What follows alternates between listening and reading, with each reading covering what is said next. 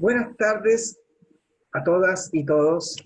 Antes de presentarme, quiero excusar a nuestro decano de la Facultad de Derecho y Humanidades, el señor Emilio Oñate Vera, por temas de agenda no va a poder acompañarnos en esta ocasión, pero quiero expresar sus saludos de él a los expositores y las expositoras y a todos quienes nos acompañan hoy.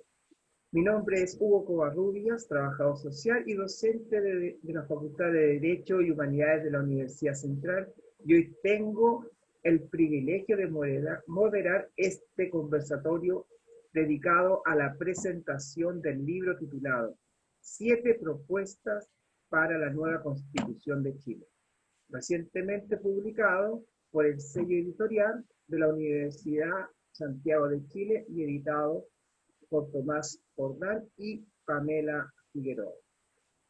Hoy nos encontramos en un mes crucial y en un año que seguro no olvidaremos, el 2020, un mundo marcado por una pandemia y nuestro país con la posibilidad dentro de unos días más, el 25 de octubre, de participar en un plebiscito histórico para cambiar una constitución actualmente vigente, que como todos sabemos fue promulgada en dictadura y elaborada a puertas cerradas. El 25 de octubre culmina esta primera etapa. Sin embargo, para llegar a este punto, Chile ha vivido y construido varios procesos. Uno de ellos es desde el rol de la academia e investigadores de aportar con reflexiones, ideas y debates de lo que queremos construir para un Chile en el siglo XXI. Es por esto que quiero presentar a dos ciudadanas y dos ciudadanos que nos presentan el libro "Siete propuestas para la nueva Constitución". Para ello nos acompañan los editores del libro.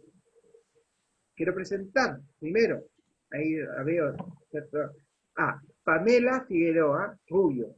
Ella es historiadora, máster en estudios americanos por la Universidad de Georgetown y doctora en estudios latinoamericanos por la Universidad de Santiago de Chile.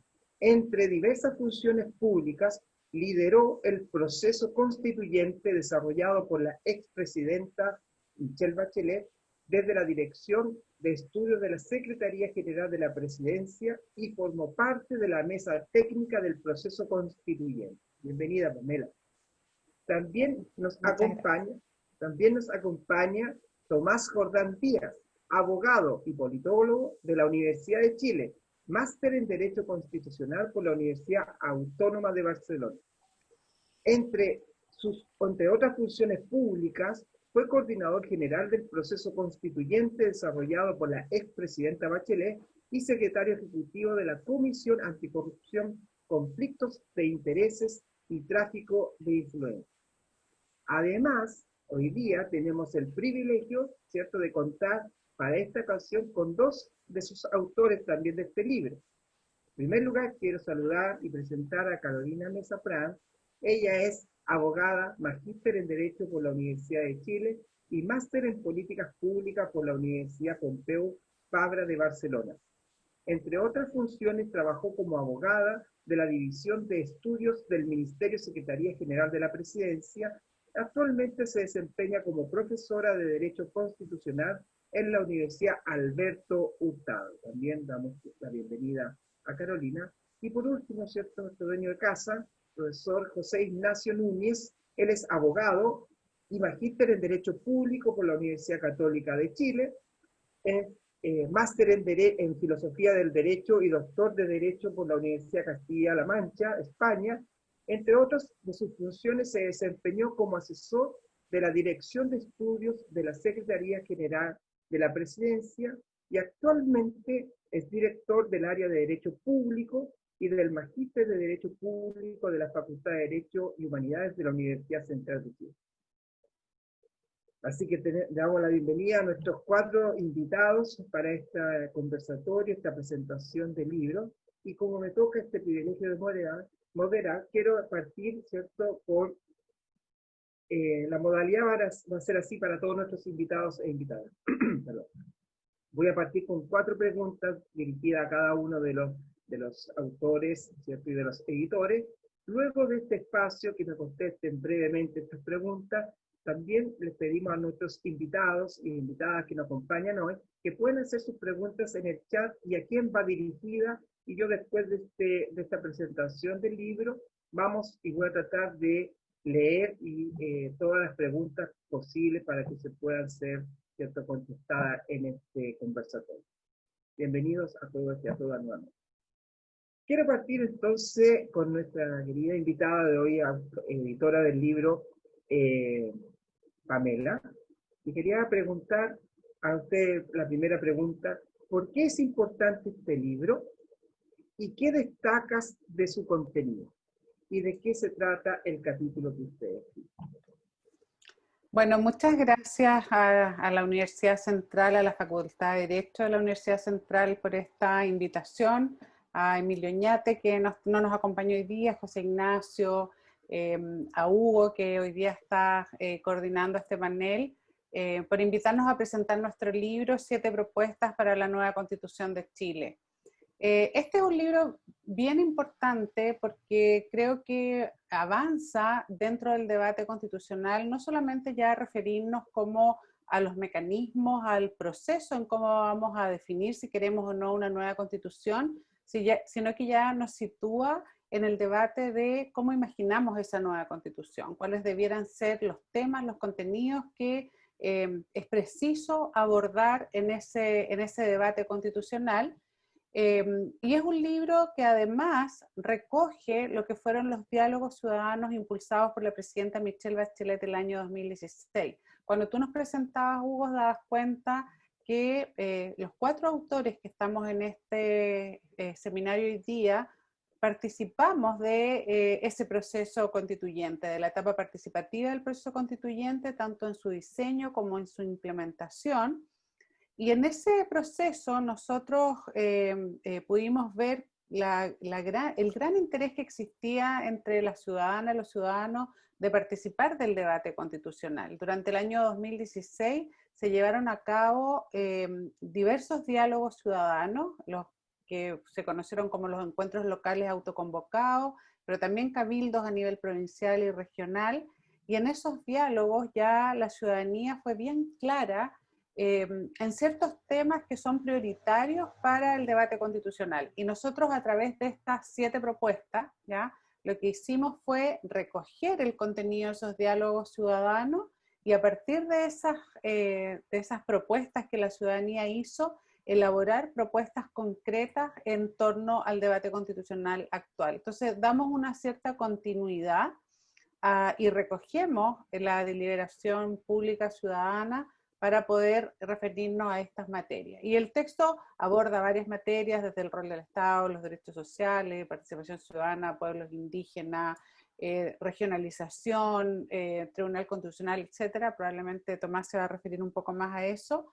Y el capítulo que yo abordo es sobre el régimen político, es sobre la distribución del poder político en el diseño constitucional, y hago un análisis de nuestro actual sistema político y también recojo una propuesta que junto a Tomás Jordán y Nicolás Izaguirre elaboramos a partir también de esa experiencia en nuestros años en el gobierno. Y lo que planteo en ese capítulo es que este cambio constitucional, el proceso constituyente que ya estamos a puertas, nos falta muy poco para el plebiscito del 25 de octubre, tiene como el gran desafío para dar respuesta a este cambio social que hemos vivido durante los últimos años. Es necesario redistribuir el poder político, es necesario equilibrar la relación de poder entre el poder ejecutivo, entre el poder legislativo, en esa relación ejecutivo-legislativo, pero también es muy importante poder incorporar a la ciudadanía en la discusión pública y en la toma de decisiones. Ese equilibrio entre estos poderes es lo que nosotros llamamos el presidencialismo parlamentarizado, es buscar incorporar ciertos mecanismos del parlamentarismo en un sistema presidencial que hoy día es hiperpresidencial y que, como vemos, constantemente la política al estar en un sistema que se ha bloqueado y trabado por este diseño institucional, se ha vuelto una política rígida, que no tiene ninguna capacidad de responder a la demanda ciudadana y que genera mucha tensión en esa relación entre el poder y la ciudadanía. Me parece que es sustantivo que uno de los temas que se aborden en el debate constitucional sea esta redistribución del poder. Una redistribución del poder que se da en muchas dimensiones, pero en el capítulo que a mí me tocó abordar, lo que hice fue como recoger esta propuesta y hacer un análisis bien a fondo de nuestro sistema político, del régimen político, así que espero que todos se motiven y puedan leerlo y profundizar un poco más en esos contenidos. Muchas gracias, Pamela, por tu respuesta. La segunda pregunta, luego, ¿cierto? Como vamos a tener nuestra pregunta de toda la gente que nos acompaña hoy día en este conversatorio. La segunda pregunta va dirigida a Tomás, así que atención, Tomás, aquí va esta pregunta. Aquí estoy anotando. Ya. ¿Qué nos motivó primero a escribir este libro? ¿Ya? ¿Y de qué se trata el capítulo que tú escribiste? Muchas gracias por la pregunta, Hugo. Muchas gracias por la invitación a la Facultad de Derecho y Humanidad, a José Ignacio, a Emilio, que no pudo estar, pero a través de ustedes le mando mi agradecimiento y mi deferencia. A todos y a todos los que están presentes, a Carolina, que va a ser también moderadora, y Pamela, o sea, de presentadora del libro. El motivo, bien, me parece que estamos en un proceso histórico en que este 25 vamos a tomar una decisión la más relevante, sino desde el plebiscito del 88. Y por lo tanto una decisión no solamente si vamos a aprobar o no la idea de una nueva constitución, sino también el órgano que la va a discutir y redactar. Y por lo tanto hay una relación bien directa entre la discusión constitucional, votar, pero también una relación directa con qué se va a discutir. Entonces, nosotros visualizábamos, como decía Pamela, participábamos en el proceso constituyente de la expresidenta, y desde ese momento aparecieron sus resultados y ellos daban cuenta de que primero que todo que Chile había cambiado. Había muchas cuestiones que nosotros, o la élite política, estaba mirando como siempre, pero la ciudadanía estaba en una situación de mostrar que Chile había cambiado y que las prioridades, por lo tanto, eran otras, por decirlo de alguna manera. Eso, vinculado a lo constitucional, es que en la estructura constitucional vigente no estaba dando cuenta o no estaba dando respuesta a este cambio que se estaba percibiendo desde la ciudadanía. Y aparecen temas muy relevantes, por ejemplo, la participación ciudadana, por ejemplo, la descentralización, por ejemplo, el rol que tienen los derechos sociales en nuestra sociedad, la necesidad de equilibrar el poder político que aparece en la discusión. Y por lo tanto, fue una idea que surgió a partir de ese momento, de en un momento escribir un libro que diera cuenta de estos elementos que desde la ciudadanía estaban apareciendo en nuestra sociedad. Y por lo tanto muestra dos cuestiones. Una, la necesidad de tener una discusión constitucional de contenido, y dos, cuáles son esos contenidos constitucionales que hay que discutir. Y por lo tanto ocupamos una mixtura, por decirlo así, entre academia, expertos en políticas públicas y ciudadanía. Eso yo creo que refleja el libro hoy día. Y mi capítulo trata del capítulo inicial, un capítulo sobre el modelo de Estado. Cuando hablamos de modelo de Estado nos referimos a esta relación que hay entre la persona, el Estado mismo y el mercado, por decirlo de alguna manera. Y nosotros tenemos un modelo de Estado sostenido en esta Constitución, que se llama Estado subsidiario, que básicamente privatizó, fijó las bases para privatizar los bienes, y entre ellos unos bienes bien particulares que se llaman los bienes sociales, que nosotros conocemos como derechos sociales. Y esto es uno de los elementos clave en las discusiones constitucionales comparadas, y la nuestra va a ser, a mi juicio y a nuestro juicio también, muy clave.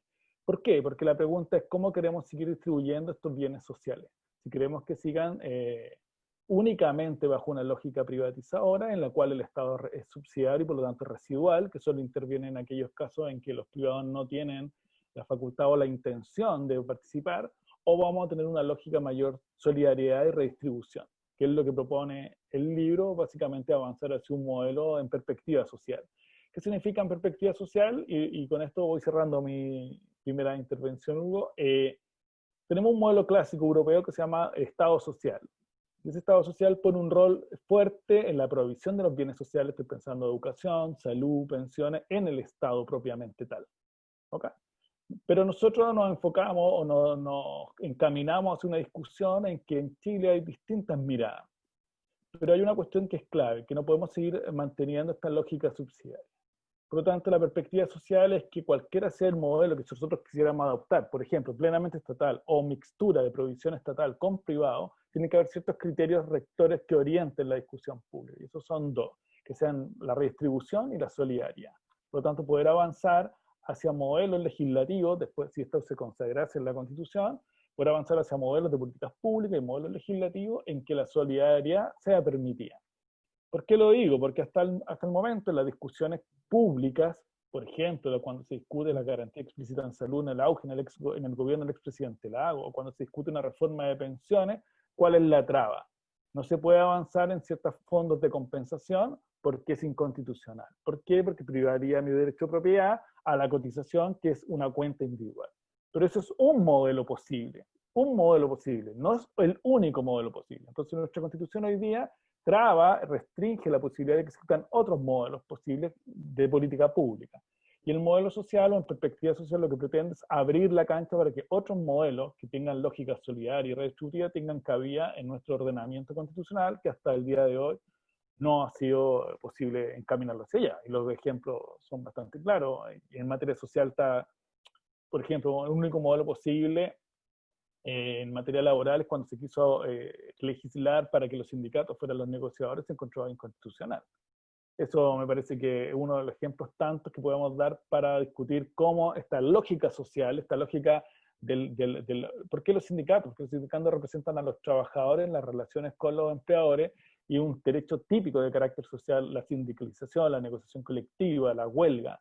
Pero la lógica de la Constitución es que dispersar al trabajador para que no pueda tener fuerza para enfrentarse al empleador. Por lo tanto, esa lógica que no es social propiamente tal, y social me refiero a mecanismos de corrección de las desigualdades de las personas.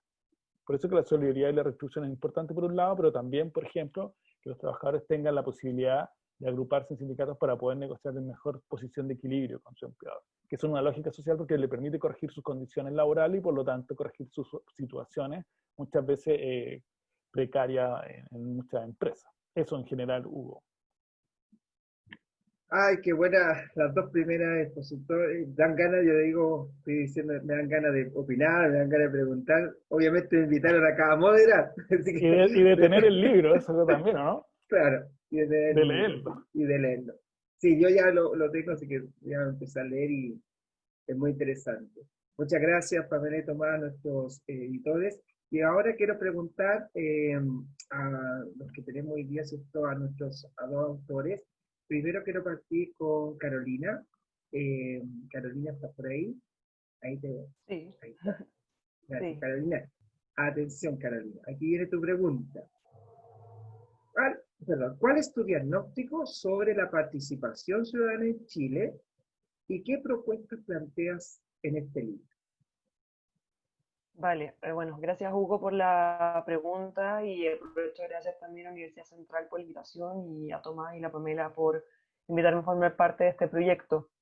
La verdad es que cuando hablamos de la situación de la participación ciudadana en Chile, uno puede decir que la regulación de la Constitución de 1980 es, por decir algo, un poco limitada. El plebiscito solo procede en hipótesis muy específicas y muy complejas de alcanzar, salvo bueno, la reforma que se hizo recientemente para incorporar el plebiscito ahora para la nueva Constitución. Y además está la participación local, pero serían las únicas dos instancias de participación ciudadana que tenemos en la Constitución. Por lo tanto, la Constitución de 1980 relega toda instancia de participación únicamente a lo que sería el derecho a sufragio y que se ejerce en la instancia establecida y que todos conocemos. Pero por otro lado, se puede ver que la ciudadanía en Chile sí quiere participar. Y el proceso constituyente abierto a la ciudadanía del 2016 da constancia de eso. En el fondo, en ese proceso participaron más de 200.000 personas, siendo el proceso constituyente con mayor participación ciudadana a nivel comparado. Lo que da cuenta de que en Chile la ciudadanía sí quiere participar sí quiere ser un actor relevante en los procesos de toma de decisiones y no un mero espectador como ha sido hasta ahora. En ese escenario, lo que yo propongo en el libro es que básicamente el principal desafío, el gran desafío en la nueva constitución es convertir la participación ciudadana en algo cotidiano y que permita crear nuevas y mejores relaciones entre el gobierno y la ciudadanía. Eso consecuentemente permitirá, lógicamente, fortalecer la democracia.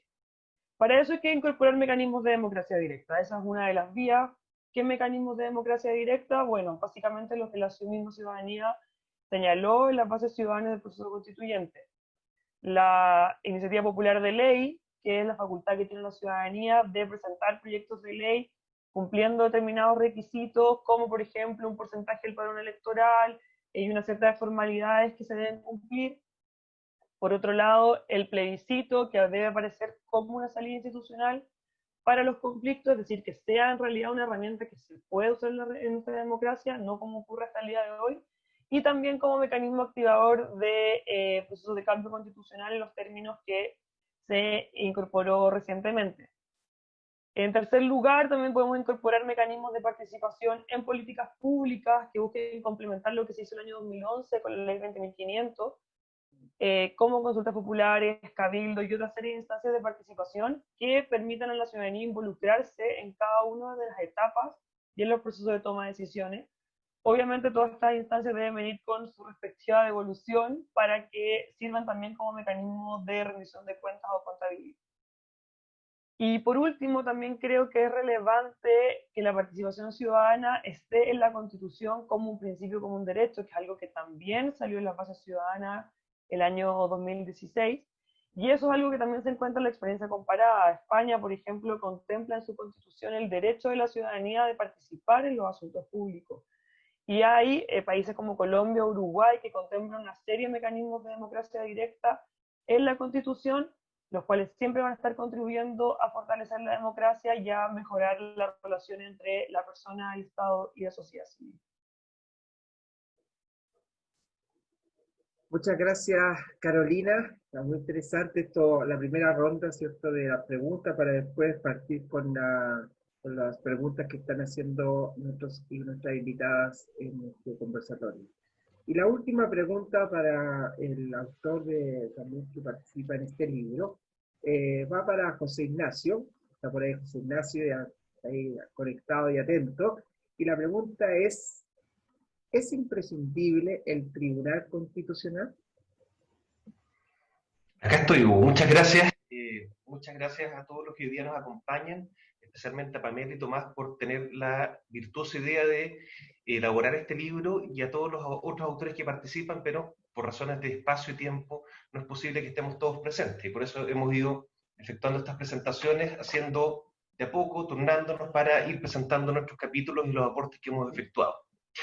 Si es imprescindible o no el Tribunal Constitucional, es la frase que utilizamos como título para este capítulo del libro, para esta reflexión. Y la respuesta que yo planteo, y que Tomás Jordán también la ha mencionado en algunas intervenciones que ha hecho en otras actividades en esta facultad, es que no es imprescindible a mi juicio el Tribunal Constitucional. Lo que sí resulta imprescindible en una democracia constitucional es la existencia de jurisdicción constitucional. El Tribunal Constitucional es una forma de jurisdicción constitucional. La jurisdicción constitucional es aquel conjunto de instituciones, procedimientos y mecanismos que velan por la supremacía de la Constitución. ¿Qué significa o qué es la supremacía de la Constitución? Significa que ninguna ley o ninguna otra fuente formal del derecho puede contravenir lo dispuesto por la Constitución. Hoy día, cuando estamos inmersos en el proceso constituyente, todos pensamos que la Constitución es algo importante. Tanto aquellas personas que están a favor de cambiar la Constitución, como aquellas personas que quieren conservar la Constitución. Estimamos todos que la Constitución es importante. Y si estimamos que es importante, debemos tener justamente estos mecanismos o estas instituciones que velen porque la normativa inferior no contravenga lo que se dispone en ella. Si la Constitución establece un Estado solidario, pues bien que no se ejecuten ni políticas públicas, ni se promulguen leyes que vayan en contra de ese mandato constitucional. Entonces, partiendo de esta premisa de que no es imprescindible el Tribunal Constitucional, pero que sí es imprescindible la existencia de jurisdicción constitucional, en el trabajo yo planteo que históricamente han existido dos grandes alternativas para resguardar la jurisdicción constitucional, para resguardar la supremacía constitucional. Perdón. y manifiesto mi preferencia por una, que es el denominado sistema de control difuso, que como ustedes saben tiene sus antecedentes en Estados Unidos y tiene un ejemplo acá bien cerca en Argentina. Y me parece personalmente que ese sistema es el más adecuado en el contexto actual de los estados constitucionales de derecho. ¿Por qué? Por una razón bastante sencilla, y que es la razón que identificaron los estadounidenses cuando inventaron o diseñaron más bien este sistema de control de constitucionalidad. Este sistema surge en una sentencia bastante conocida que es del año 1803, que se llama el caso Marbury versus Madison. Y en ese caso, el juez Marshall, que fue quien redactó esa sentencia, efectuó el siguiente razonamiento. Él dice, la Constitución es una superley, pero por ser una superley no deja de ser una ley. ¿Y a quién le corresponde naturalmente aplicar las leyes? Al Poder Judicial. Por lo tanto, ¿a quién le corresponde velar porque exista una coherencia en el sistema normativo y las normas inferiores no contravengan lo dispuesto por la Constitución? Es naturalmente al Poder Judicial. Y asume esa competencia y pronuncia esta célebre sentencia, que es el primer antecedente o vestigio en el mundo occidental de esta revisión de la constitucionalidad de las leyes. Este sistema no se adoptó en el resto de los países por una razón también histórica. En Francia, en donde en paralelo se estaba desarrollando el proceso que dio origen a las primeras constituciones del mundo europeo continental, venían saliendo de una monarquía. Y una característica del Poder Judicial en los sistemas monárquicos es que todos sus integrantes han sido nombrados por el rey, por el monarca.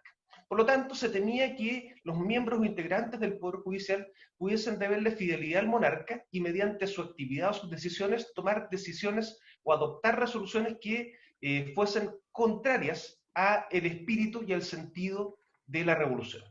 Por eso, en el sistema europeo no existió confianza inmediata en el Poder Judicial para desarrollar este control de constitucionalidad, y mucho tiempo después, ya en 1920, para intentar resguardar la supremacía de la Constitución, es que Hans Kelsen inventa a este órgano que se llama Tribunal Constitucional, ajeno, distinto al Poder Judicial, con características diferentes, con atribuciones distintas, para resguardar esta norma tan importante que es la Constitución, la ley de leyes, como le llaman algunos.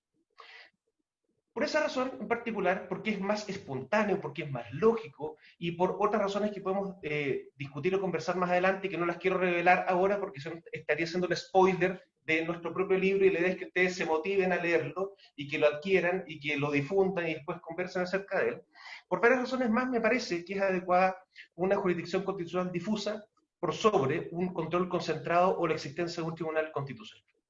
Pero también soy consciente de que la tradición pesa y el Tribunal Constitucional no ha tenido un desempeño absolutamente negativo. Ha tenido eventos en los cuales, desde luego, ha sido bastante criticable su funcionamiento, pero es posible insertarle algunas modificaciones al Tribunal Constitucional que pudieran mejorar su funcionamiento y hacer más democrático el rol que cumplen en una nueva constitución. Y eso dice relación también con recoger, o la propuesta que planteamos ahí, dice relación con recoger algunas ideas que se vienen proponiendo también desde el proceso participativo de la expresidenta Michelle Bachelet, y que también han sido planteadas en los 10 proyectos de reforma al Tribunal Constitucional que estaban siendo tramitados en el Congreso hasta antes del estallido social. 10 proyectos de reforma al Tribunal Constitucional. Y esas ideas que yo planteo acá básicamente se desenvuelven en 3 o 4 ejes. Primero, el sistema de nombramientos del Tribunal Constitucional. Una modificación al sistema de nombramientos en donde tenga un rol más preponderante el Congreso Nacional y la selección de los candidatos al Tribunal Constitucional se efectúe mediante concurso público, que es una copia o una reproducción del formato o modelo de selección de integrantes del Tribunal Constitucional que venía o que está en el proyecto de nueva constitución que dejó presentado la expresidenta Michelle Bachelet. Otra cuestión que sugiero es cambiar la cantidad de sus integrantes reemplazándola por un número impar. ¿Por qué? Porque eso va a permitir eliminar una institución que hoy día es bastante polémica, que es el voto dirimente que tiene el presidente del Tribunal Constitucional en caso de empate en asuntos de especial relevancia. Otra propuesta es limitar el control preventivo de constitucionalidad. es ahí donde se produce la mayor cantidad de problemas y es donde tiene un funcionamiento muy cercano a un órgano contramayoritario, el Tribunal Constitucional. Y finalmente, sugiero refinar el sistema de control represivo de constitucionalidad, dándole una mayor preponderancia a la inaplicabilidad por inconstitucionalidad y dejando de ligar permanentemente la acción o el control de inconstitucionalidad a posteriori con la inaplicabilidad. Eso a grosso modo, y reitero que podemos seguir conversando al respecto, pero la idea es que ustedes queden con gusto a poco para que después adquieran el libro y podamos seguir debatiendo. Muchas gracias, Hugo. Gracias, José Ignacio. Ahora voy a empezar a leer algunas de las preguntas de las personas que están en este conversatorio. También quiero después dejar abierto, si alguien quiere preguntar, puede decir con la cámara abierta y hacer la pregunta en vivo. Pero tengo algunas preguntas acá. Quiero partir con una pregunta acá de una persona que nos acompaña hoy. ¿Cuál es la probabilidad o que estas propuestas sean aceptadas por los actores políticos actuales, ¿ya? de este libro que estamos presentando, y en qué orden podrían implementarse? ¿Quién de los cuatro quiere tomar el guante? Si quieres contesto yo algo y después alguien más puede complementar. Dale, parte tú, Tomás. Dale. Yo distinguiría entre cuáles se pueden aceptar o cuáles van a ser los temas de la discusión constitucional, porque me parece que el libro apunta bien a cuáles van a ser grandes macro temas de la discusión constitucional ineludible. Y eso que tiene que ver con lo que señala José Ignacio, Carolina, Pamela, más los otros capítulos que tienen que ver con descentralización, derecho fundamental y pueblo indígena. Me parece que esos 7 temas son esenciales en cualquier discusión constitucional que se vaya a dar en los próximos años. Ahora bien, y en esto no sé cuál será el resultado final, pero sí sé que vamos a tener que tener una discusión y por lo tanto seguramente va a haber un estatuto constitucional en estos temas. Vamos a tener que tomar una decisión sobre el modelo de Estado y cómo vamos a salir de este modelo subsidiario. Yo creo que vamos a tener que tomar una decisión de corregir el presidencialismo, si no avanzar hacia otro modelo de régimen político. Vamos a tener que tener un estatuto constitucional de pueblo indígena. Somos el único país en Latinoamérica con pueblos que ha rechazado 7 veces su reforma constitucional sobre pueblo, y ya una cuestión insostenible, me parece. Vamos a tener, seguramente va a haber una discusión y vamos a tener ciertos mecanismos de democracia directa, vamos a tener un proceso de distribución del poder a nivel regional, y obviamente, como señalaba José Ignacio, vamos a tener una discusión y seguramente un tribunal constitucional o una justicia constitucional distinta. Si nuestras propuestas van a ser acogidas, no lo sé. No lo sé. Ojalá alguna, ¿no? Depende de que compren el libro, que ustedes divulguen reproduzcan y que alguno de ustedes pueda ser constituyente. Exactamente, que se postule. Claro, eso es Sí, muchas gracias, Tomás. Aquí tengo también otra pregunta para los panelistas. Bueno, esta va para Tomás o Pamela. Chile tiene un régimen presidencialista y ustedes proponen un presidencialismo parlamentarizado en el libro. Y la pregunta es, ¿qué tan factible es que cambie el régimen presidencial a corto plazo? Bueno, muchas gracias, Hugo, y no vi quién hizo la pregunta. Nicolás. Porque ya, Ok, Nicolás, muchas gracias por la pregunta. Bueno, de alguna manera está relacionada también al primer supuesto que recién contestaba Tomás. Yo creo que uno tiene que mirar estas propuestas en torno a un debate constitucional que tiene un procedimiento, ¿no es cierto? Vamos a tener un plebiscito el próximo 25 de octubre, si gana el apruebo, comienza el proceso y dependiendo de cómo se constituya la convención constitucional, uno podrá ver más o menos las posibilidades. Pero también entiendo la pregunta, Nicolás, en el siguiente sentido, de si tenemos una larga tradición presidencialista, ¿qué es lo que podría hacer pensar en un régimen político distinto? Porque si uno mira también como la historia constitucional de Chile, el presidencialismo ha perseverado. Ya tenemos como momentos en que el presidencialismo se ha agudizado Y bueno, solamente el periodo entre el término del gobierno y el suicidio del presidente Balmaceda hasta la Constitución de 1925 se da una cierta preponderancia del Congreso, pero eso no significa que se migró hacia un parlamentarismo propiamente tal.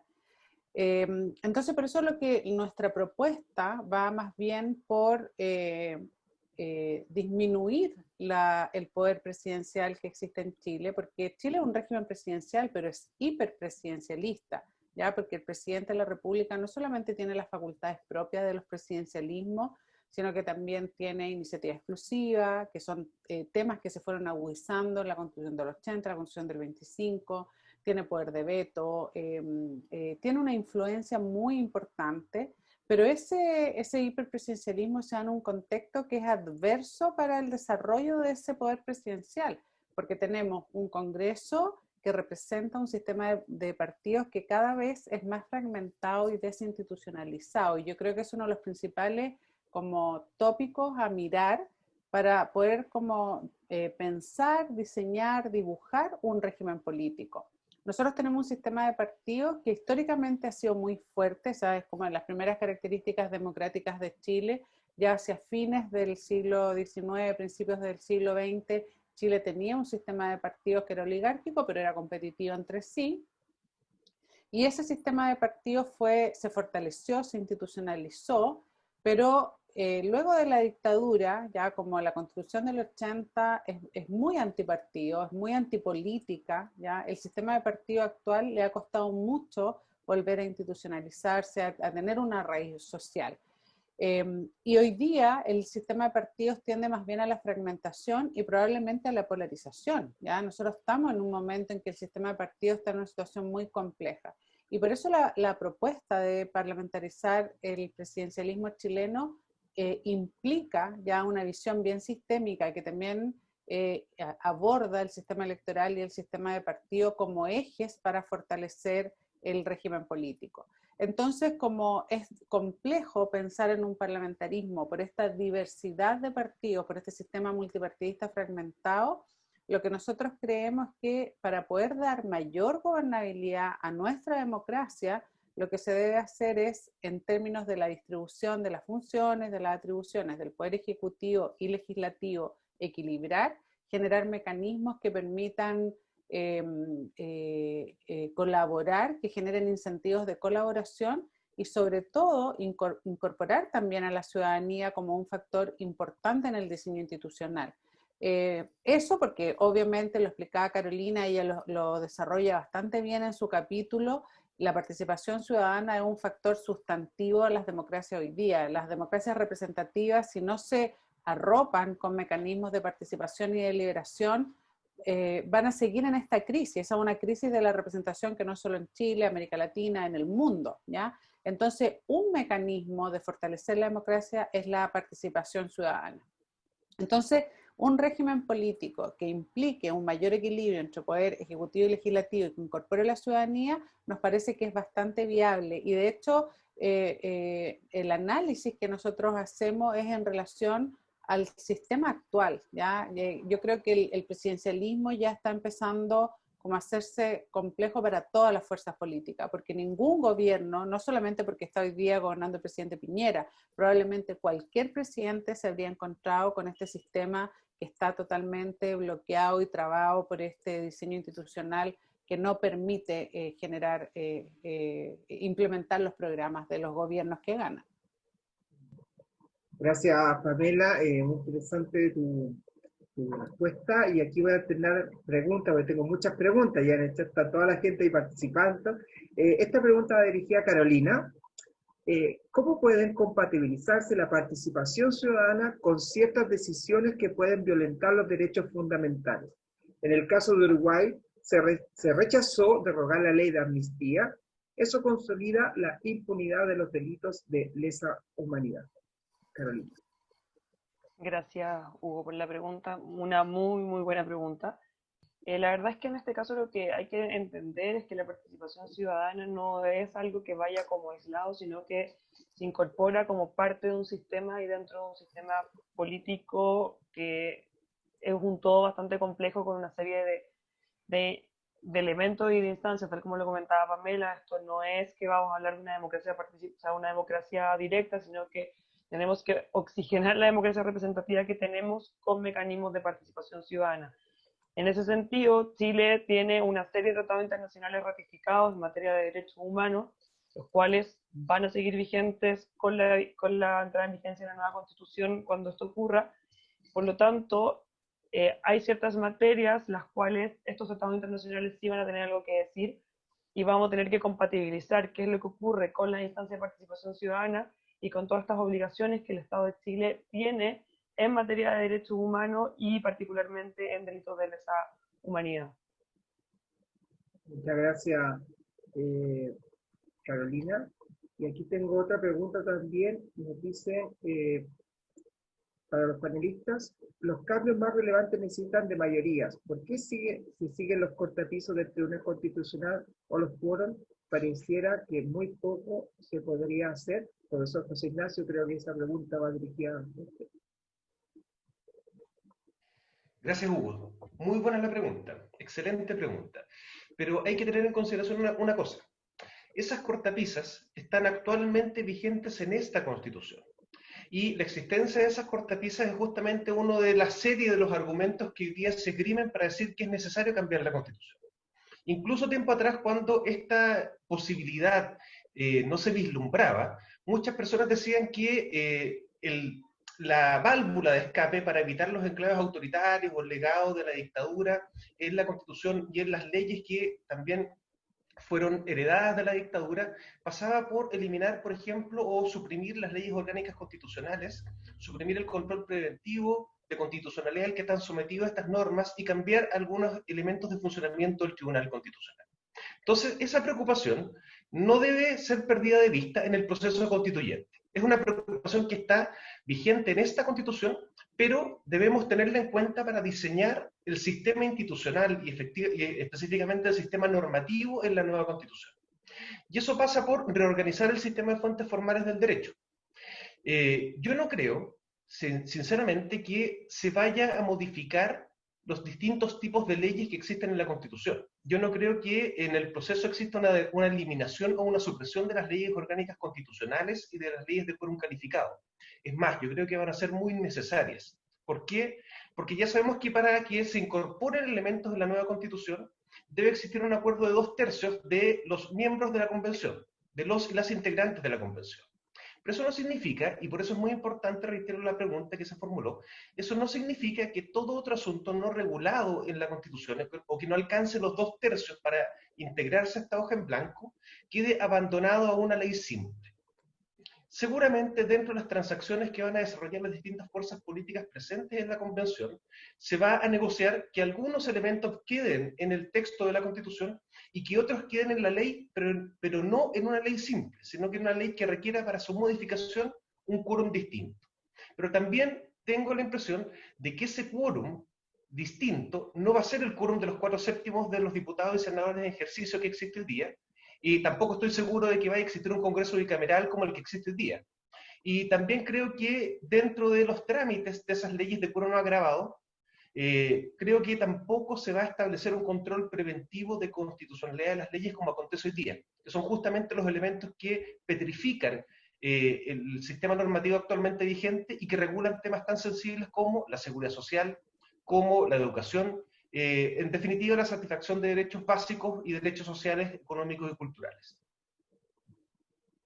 Gracias, José Ignacio. Aquí hay una pregunta también de Alberto para los panelistas. Recordamos que también pueden, los que quieran hacer una pregunta, que puedan abrir su cámara y hacerla directamente. Voy a dejar un espacio también para que hagan esa pregunta directamente a algún panelista que nos acompaña hoy día. Aquí hay una pregunta, dice que lo más probable es que se convoque a una convención donde podrán elegirse ciudadanos que estén mandatados especialmente a redactar, ¿cierto?, nuestra nueva Carta Magna si es que gana el apruebo. No obstante ello, está el peligro está en peligro de que los convencionales sean cooptados por los partidos políticos que hoy están en la franja que dice con crisis de legitimidad. Por tanto, la pregunta, para quien quiera tomarla, dice, ¿qué garantías nos otorga este proceso que los ciudadanos independientes sean parte de la convención? ¿Hay voluntad para avanzar en ello? Vamos de nuevo conmigo, si te parece. Así, vamos, Tomás. A ver, parto por el final. Ayer entiendo que se aprobó en la Comisión de Constitución rebajar los porcentajes para lo independiente a 0,2 individual y 0,5 en la lista, si no recuerdo mal. Por lo tanto, baja sustancialmente el umbral para poder inscribir una lista o que hoy día era el doble. Entonces, bajan sustancialmente los requisitos y por lo tanto los independientes podrán concurrir solo o en lista. Lo más conveniente, obviamente, es lista, porque así se apoyan entre ellos, porque acuérdense que el sistema es proporcional y por lo tanto se cuentan los votos en lista y después se distribuyen los escaños. Ahora, quiero hacer una distinción ahí que puede sonar políticamente incorrecta, pero me parece que es importante hacerlo. El independiente de por sí no es un atributo moral. Es una persona que se representa básicamente, no representa partidos políticos. Y el partido político representa cierta idea que tratan de ordenar la sociedad. ¿Y por qué lo digo de esta manera? Porque me parece que el aporte de los independientes es relevante en el evento que estos independientes presenten ideas de sociedad. Me parece que ese es el esfuerzo que hay que sostener por parte de las personas o candidatos independientes, que representen proyectos constitucionales. Esta va a ser una de las elecciones más programáticas, por decirlo de alguna manera, que vamos a tener, porque se va a discutir los contenidos de una nueva constitución. Y al discutir los contenidos de una nueva constitución, vamos también a discutir elementos esenciales de nuestra convivencia política. Y vemos los 7 temas del libro u otros más, como la perspectiva de género, como el medio ambiente, son temas que atraviesan nuestra sociedad. ¿Por qué lo digo? Porque no todo independiente funciona de por sí como un interés general. Entonces, haría yo ahí una prevención. Lo que sí da cuenta del impulso de lo independiente es del agotamiento del sistema de partidos como lo venimos conociendo. Me parece que esa es una lectura que el ímpetu de los independientes hoy día nos está mostrando, sobre todo con relación al proceso de cambio constitucional. Pero me parece que también hay que hacer una mixtura de que nosotros necesitamos, para avanzar en una democracia estable, para tener un sistema o un régimen político que se sostenga en el tiempo y que hayan gobiernos de mayoría, sí o sí tenemos que fortalecer a los partidos políticos. Sean estos políticos o políticas u otros políticas o políticos. Me parece que un sistema democrático no se sostiene, no conozco ninguno, que se sostenga con la figura de los independientes. Ojalá que los independientes formen agrupaciones políticas y participen en la vida política después de la convención propiamente tal, porque a lo mejor estamos en presencia de una reconfiguración de nuestro sistema de partidos, el reemplazo de unos partidos por otros, de unas fuerzas políticas por otras. Me parece que ese sería uno de los elementos, si son partidos institucionalizados, si son fuerzas políticas institucionalizadas, si tienen ideas, son partidos políticos o fuerzas políticas programáticas, puede ser un gran aporte a la estabilidad democrática de un próximo régimen político con mayor colaboración con el Congreso. Y cerrando, por lo tanto, el independiente va a tener, si se aprueba la reforma que debería aprobarse, una posibilidad real como independiente propiamente tal, en lista, o como independiente dentro de lista de partido. Entonces, me parece que es una oportunidad del mundo, desde el mundo independiente, no es aprovechar de no solamente otorgar sustancia personal al proceso, sino también sustancia social, es decir, llevar ideas de sociedad y ojalá canalizarla a través de la nueva formación de nuevas fuerzas. ¿Qué ha pasado hasta el día de hoy? Habría que mirarlo bien, que todos los que quisieron formar partidos políticos desde el mundo independiente no lo pudieron formar. Uno por la pandemia, pero antes de la pandemia no se habían sostenido 2 o 3 proyectos hasta marzo. Entonces hay algo que está pasando. Me parece que hay una voluntad de participar en los asuntos públicos. Hoy día estamos viendo una ciudadanía mucho más extrovertida que tiene intención de meterse en los asuntos públicos, pero no necesariamente hay un correlato con que esa ciudadanía independiente o interesada quiera, por decirlo de una manera, vincularse directamente a una agrupación política.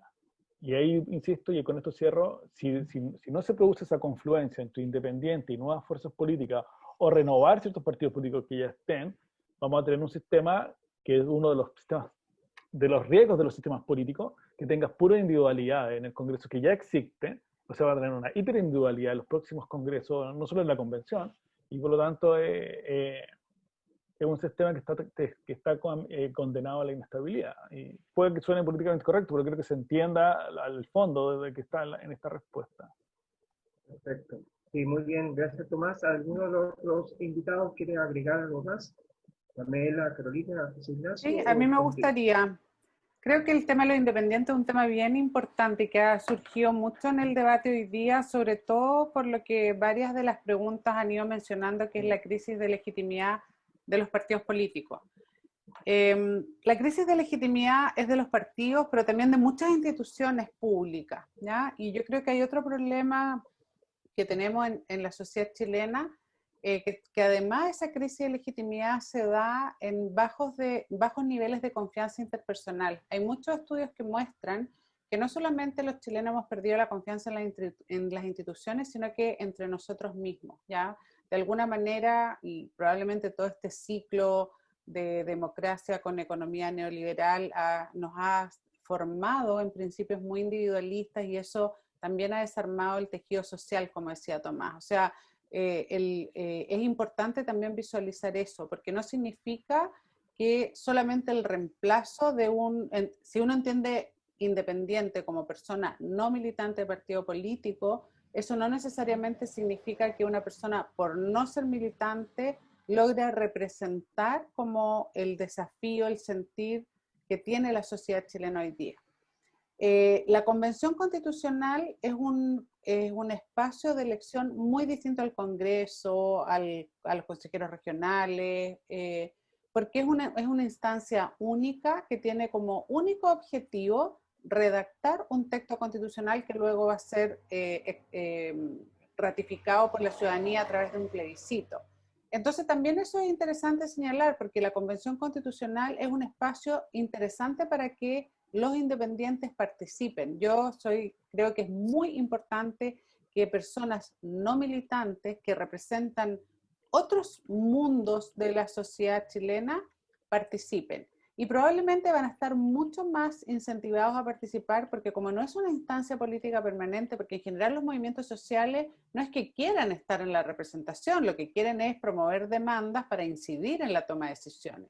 Entonces se han tomado muchas medidas como las que señalaba Tomás recién, que van a permitir a los independientes competir, pero también creo que es importante como ir visualizando qué representan esos independientes, porque los independientes también pueden representar intereses particulares, que son los que también han estado como en ese espacio de lo que hemos tendido a llamar los privilegios, ¿ya? O sea, las asociaciones gremiales, por ejemplo, podrían ser perfectamente tener representantes independientes en la convención. O sea, creo que eso es importante verlo, pero sí es importante que existan nuevas caras, nuevas personas, no solo militantes de partido en la convención, sino que haya pluralidad. Creo que eso va a ser sustantivo, y sobre todo la convención constitucional 100% electa, porque como esa convención va a ser paritaria, probablemente eso va a dar mucho más espacio a personas que no tienen trayectoria política a llegar a esa convención.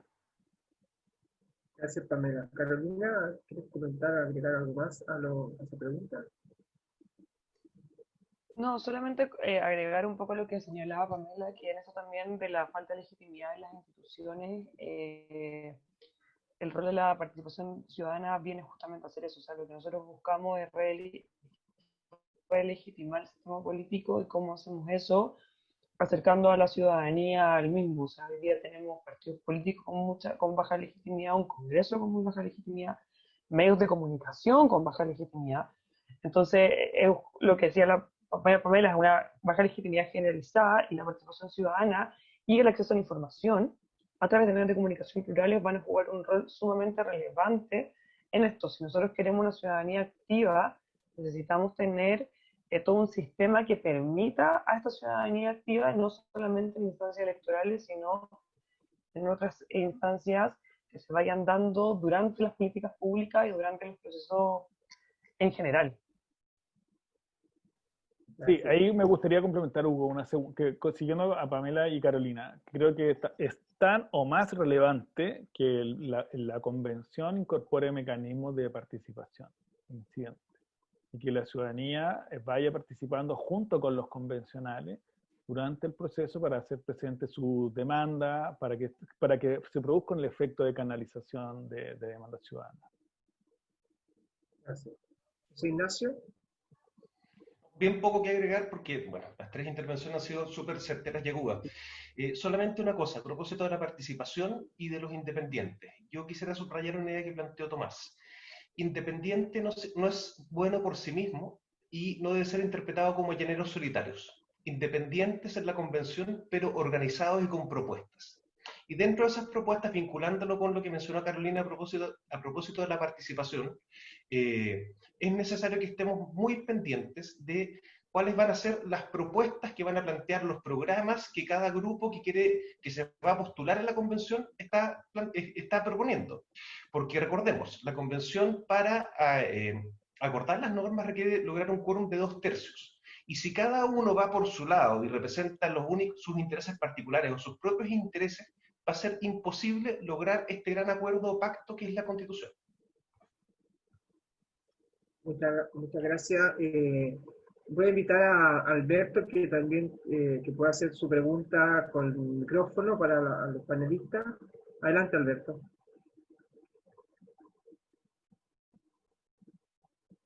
Perdón, ¿Hugo? Sí, tú tenías una pregunta ahí que... Sí, tenía una pregunta para Tomás Jordán. Y en realidad puede servir para todo, así que... Pero que Tomás habló del reconocimiento constitucional de los pueblos originarios, la gran deuda que tenemos como Estado y como sociedad. Pero, ¿qué significa esto? ¿Solamente lo reconocemos en la Constitución? ¿Avanzamos que Chile sea un país y un Estado plurinacional? ¿O incluso avanzamos más allá a transitar a autonomías territoriales indígenas? Eso. Gracias, Alberto. Súper. Parto yo y si alguien quiere complementar, encantado. Perdón, Tomás, recién vi conectada a Minda. ¿Estaba? Ella es la que escribió el capítulo. Claro, Minda Bustamante es la autora del capítulo. Si ¿Está Minda por ahí? Capaz que ella quiera contestar. Claro. Démosle el espacio, déjame revisar. Sí, obvio, encantado. Pero no. Se desconectó. Pero la vi conectada hace unos momentos. Ya no. Minda Bustamante, la experta en pueblo indígena que escribió el capítulo sobre reconocimiento. Pero aquí Alberto dice una cuestión muy central y voy a tratar de ordenarla cronológicamente. Si nosotros hubiésemos estado en el año 1995-93, bastaba con un mero reconocimiento constitucional, una especie de 2 o 3 frases, por decirlo así, en la Constitución. Ese era el estándar en ese momento. Se trató muchas veces, yo dije, se rechazó 7 veces, tratar de avanzar. Pero a medida que avanzaba el derecho de los pueblos indígenas también avanzó en Latinoamérica, se instituyó en las constituciones del mundo andino. Bolivia, Ecuador son paradigmáticas en ese sentido porque se reconoce por primera vez un nuevo modelo de Estado que se llama el plurinacional, que reconoce básicamente que los pueblos se sostienen a partir de sus distintos pueblos indígenas y eso conforman el Estado propiamente tal. Y hoy día nosotros estamos en una etapa como tardía, llegando tarde al tren de los reconocimientos. Eso hay que decirlo tal cual. Por lo tanto, no basta con el mero enunciado en un artículo inicial de que se reconoce a los pueblos indígenas y tales y cuales, sino que además hay ciertos elementos. Entre eso el reconocimiento, por un lado. 2, sus derechos culturales, lingüísticos, o sea, el sistema de derecho incluso como sujetos colectivos de derecho. 3, que vamos a tener que tener alguna regla de conciliación entre el paradigma cultural de los pueblos y el paradigma cultural nuestro como no pueblos indígenas, ¿ok? Y por lo tanto ahí tiene que haber reglas de interpretación y de conciliación entre ambos mundos. Voy a ejemplificar. Hay cuestiones que ya se vienen desarrollando. Por ejemplo, hay sentencias de la Corte Suprema que ha tratado de conciliar los estatutos propietarios del Código Civil con lo de los pueblos. Esa es una mirada que necesariamente va a tener que producirse en la discusión sobre cómo ir conciliando los estatutos generales del Estado con los estatutos de los pueblos. Y una cuestión que decía Alberto que es clave, que me parece que hoy día es el elemento más central que se está produciendo en la discusión sobre pueblos, es la idea de autodeterminación o autogestión, que no es una autodeterminación política, sino que es una autodeterminación del propio modelo de desarrollo, por decirlo de alguna manera, de los pueblos dentro del Estado. Y eso es un desafío de cómo la Constitución reconoce o va a reconocer al menos una cláusula. Cuando hablamos de constitución, la constitución es una técnica. Uno podría poner muchas cosas o simplemente poner lo esencial y que después se discuta legislativamente. Yo soy más partidario de este segundo modelo, que en el fondo lo esencial se disponga en la constitución para habilitar después la discusión legislativa de políticas públicas.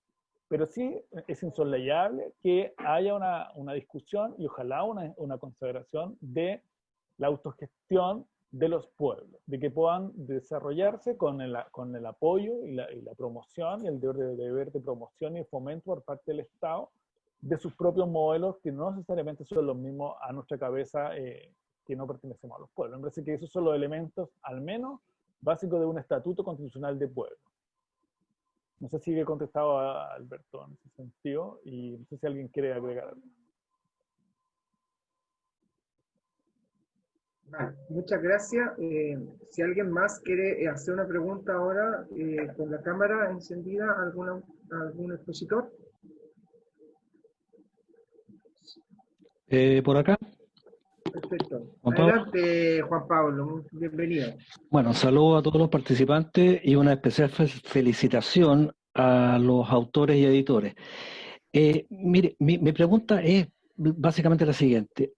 Más allá de o digamos considerando las propuestas y al tenor de las propuestas que ustedes hacen en el libro, y yendo más allá de la misma técnica legislativa o constitucional, digamos, me gustaría saber si ustedes abordan en algún momento en el libro alguna protección o le dan cabida a la protección de los derechos humanos. Y me refiero a la protección de los derechos humanos no englobada en muchos aspectos. Hoy en día se están produciendo vulneraciones electrónicas a los derechos humanos, al cerebro, invasión de la privacidad de las personas con la mente. Es un tema absolutamente fascinante, novedoso, que recién se está conociendo en Chile, y quisiera saber si en el libro hay algún guiño hacia eso, alguna forma de protección que abarque en general el contexto general de los derechos humanos y, como digo, con estas nuevas formas de protección, de vulneración. La pregunta es para cualquiera. Eso sería. Muchas gracias. Gracias, Juan Pablo. Hugo, si te parece, y el resto, ¿voy yo? ¿Sí? ¿Estamos de acuerdo? Sí, encantado. Perfecto. Otro de los autores del libro, Juan Pablo, es el profesor Matías Silva Allende, y el capítulo que él escribe es sobre el sistema de derechos fundamentales en la Constitución. ¿Ya? El abordaje que hace el profesor Matías Silva es respecto del modelo de reconocimiento y protección de los derechos fundamentales en la Constitución actualmente vigente. Pero sin lugar a dudas, el proceso constituyente va a llevarnos a pensar en la protección de nuevos bienes por intermedio de derechos fundamentales. Como usted bien sabe, Juan Pablo, y como saben los que nos están acompañando, los derechos fundamentales no han nacido todos al mismo momento, no han sido una realidad simultánea. Por eso solemos hablar de que han existido derechos de primera generación, los derechos de libertad, que fueron los que tuvieron su apogeo durante la emancipación de las monarquías a finales del siglo XVIII, posteriormente los derechos de segunda generación, que asumieron como bien a proteger la igualdad y que surgieron a principios del siglo XX y se han ido consignando paulatinamente en las constituciones, aunque nuestra constitución está muy en deuda en esa materia en derechos de tercera generación, de segunda generación, perdón, los de tercera generación que tienen como bien protegido la solidaridad y justamente en donde se encuentran los intereses como los que planteaba Alberto, del reconocimiento, autonomía y derechos de los pueblos originarios, el derecho a la paz, la protección del medio ambiente, etc. Pero hoy día también vemos nuevos desafíos para la dignidad humana, en definitiva. Porque si uno piensa que está detrás de los derechos fundamentales está la dignidad humana. Y esos nuevos desafíos seguramente van a estar presentes en la discusión constitucional y es muy importante que se vayan planteando estos temas. Vamos a ver que la nueva constitución probablemente va a incorporar derechos de primera, va a fortalecer los de segunda, va a incluir nuevos de tercera y sin lugar a dudas va a agregar estos nuevos derechos que son estas nuevas preocupaciones que está planteando muchas personas, entre ellas Juan Pablo hoy día en esta conversación. Muchas gracias, José Ignacio, los panelistas. Tengo una pregunta acá para Carolina. Respecto a la descentralización, ¿cuál es su propuesta para modificar la distribución de poder entre las regiones y cuáles deberían ser las autonomías que podamos levantar desde ellas? Vale, gracias. Bueno, respecto a la descentralización, existe un capítulo en el libro, una de las propuestas que fue escrita por dos autores de la Universidad de Valdivia, los cuales hablan particularmente de cuáles son los mecanismos que existen para fomentar la descentralización en regiones y las autonomías que se pueden levantar desde ella. Yo no sé si Tomás quiere complementar algo más al respecto de ello, porque la verdad es que hablando de descentralización yo mucho no manejo. Sí, bueno, Carola, el libro, el capítulo de Egon Montesino y Claudio Fuentes González, que son dos profesores de la Universidad Austral, el desafío es el siguiente, que la descentralización no solo avance políticamente, sino también en gestión de autonomía financiera. Es decir, si solo vamos a tener una descentralización política, no va a haber descentralización efectiva. Por lo tanto, el modelo que tenemos que pensar es, uno, salir de este Estado unitario propiamente tal, que es omnicomprensivo, que es propio del siglo XIX. Ustedes se recordarán que hubo una disputa en Chile sobre qué modelo de Estado imponer. Básicamente se impone el Estado centralizado del poder, centralizado en las decisiones. Estamos enfrentados a una necesidad de distribuir el poder político, pero también, y eso conlleva, hoy día vamos a empezar, el próximo año vamos a empezar con las elecciones de gobernadores regionales, pero eso es insuficiente. ¿Por qué razón? Porque una de las cuestiones esenciales de esta descentralización es qué competencias va a tener cada cual. Es decir, una de las cuestiones claves para hablar de descentralización es ir delegando legalmente después, porque tú puedes considerar un modelo descentralizado en la Constitución o un modelo de estilo de un Estado regionalizado, puedes categorizarlo de cualquier manera, pero va a tener que haber una discusión muy seria y muy profunda sobre cuáles van a ser esas competencias específicas, no solamente hoy día como que por un decreto se van a empezar a entregar, sino una estructura del Estado nueva. Una estructura del Estado nueva para que sepamos cuáles son las competencias del Estado nacional y cuáles van a ser las competencias y atribuciones de los estados o de las nuevas nomenclaturas regionales.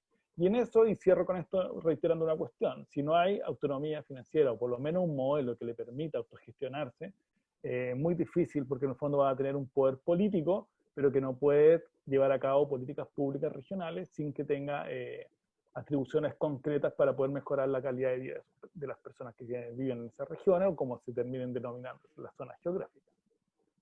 Y el capítulo de Egon con Claudio gira en torno más o menos a lo que estoy diciendo. Gracias, Tomás.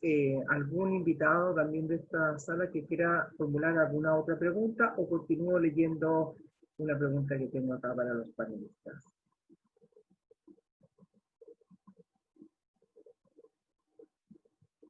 Bueno, mientras están todos pensando, están todos pensando preguntas, hay mucha información, ¿no?, en este libro que da para mucha reflexión y lectura. Tengo una pregunta para cualquiera de los panelistas. Toda mejora social requiere recursos, principalmente serán recaudados vía impuestos y destinados a políticas públicas.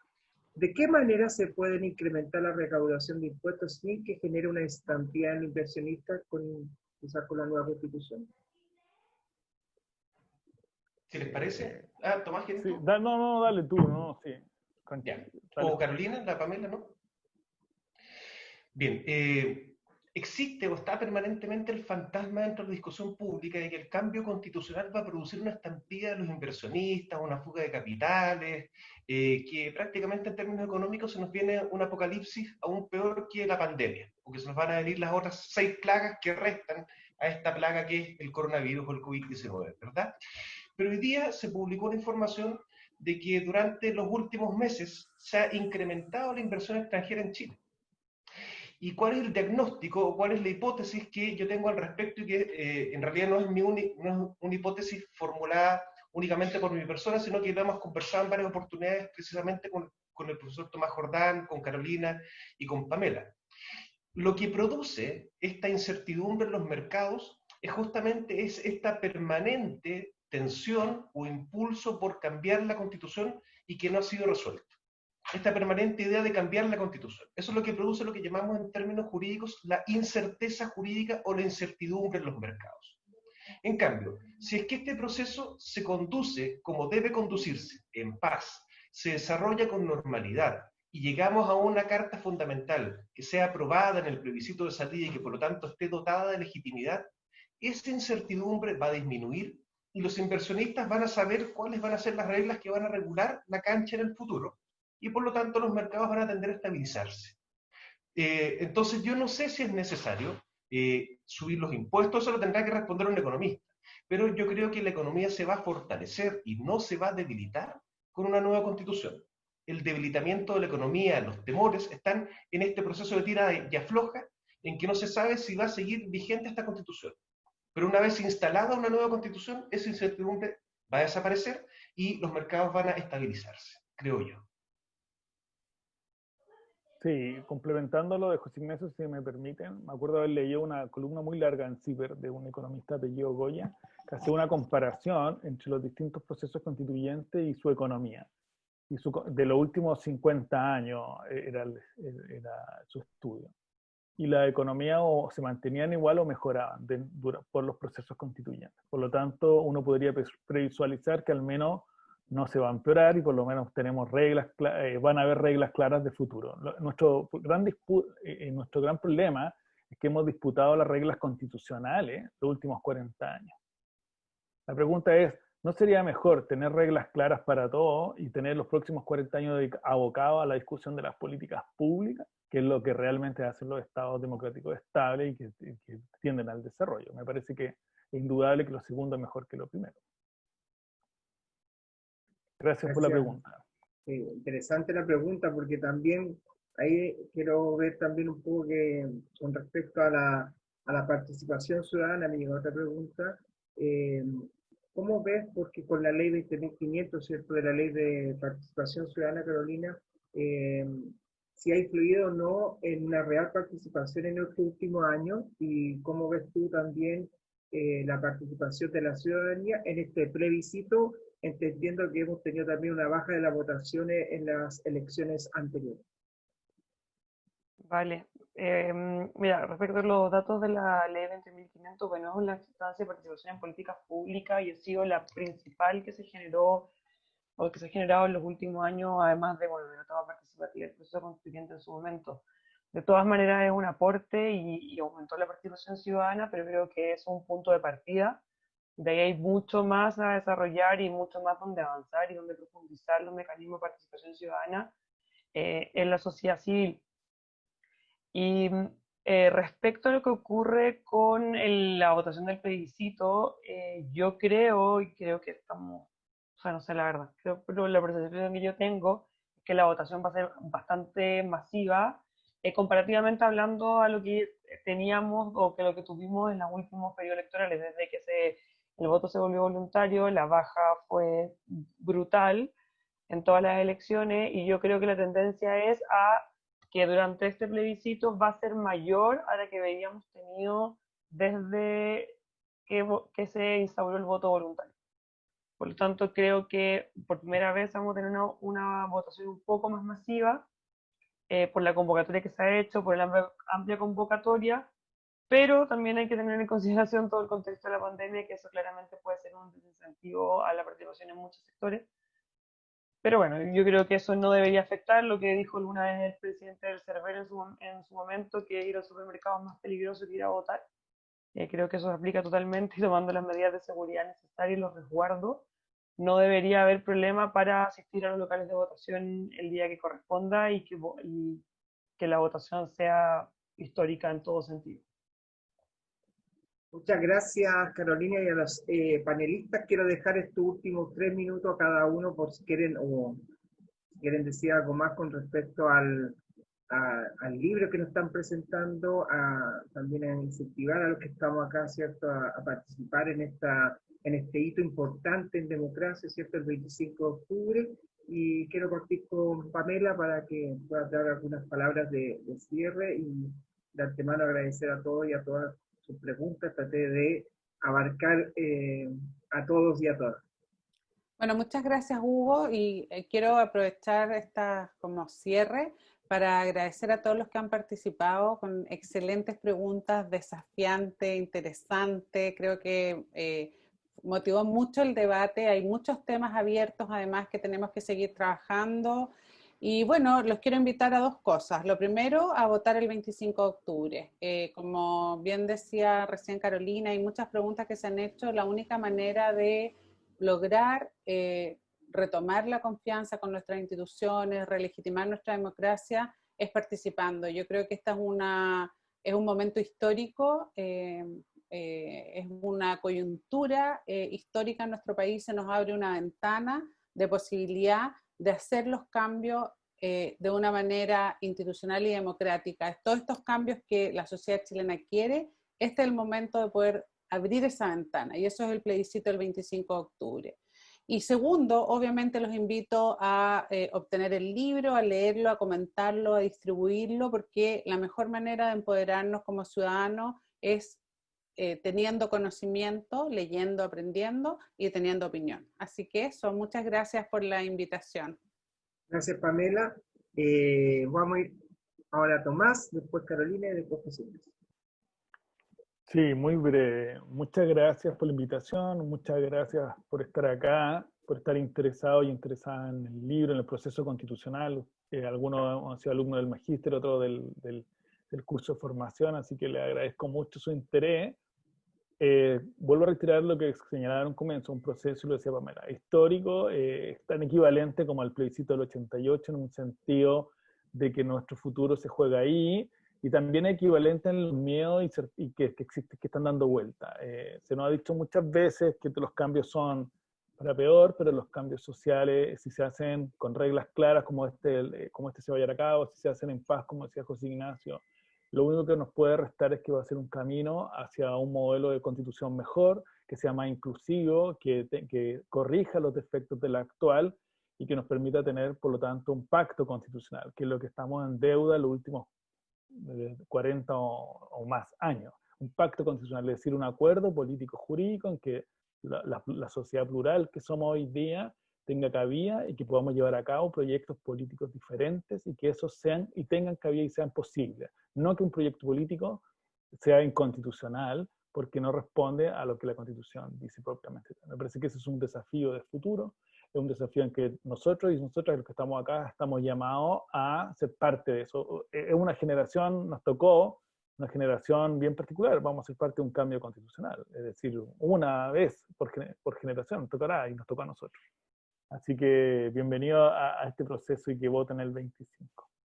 Gracias, Tomás, por esas palabras también. Y Carolina, palabras también de cierre de este día. Sí, la verdad es que iba a terminar justamente, iba a partir justamente con lo que terminó Tomás. Se dice que cada generación tiene derecho a darse una constitución. Nosotros no tuvimos ese derecho, la generación en realidad del 80 no tuvo ese derecho. Nosotros lo vamos a tener ahora. Creo que es un momento histórico en el que hay que participar, en el que hay que formar parte. Por primera vez en la historia, también yo hago un llamado aquí a las mujeres. Las mujeres vamos a poder ser parte de este proceso en igualdad de condiciones, en paridad.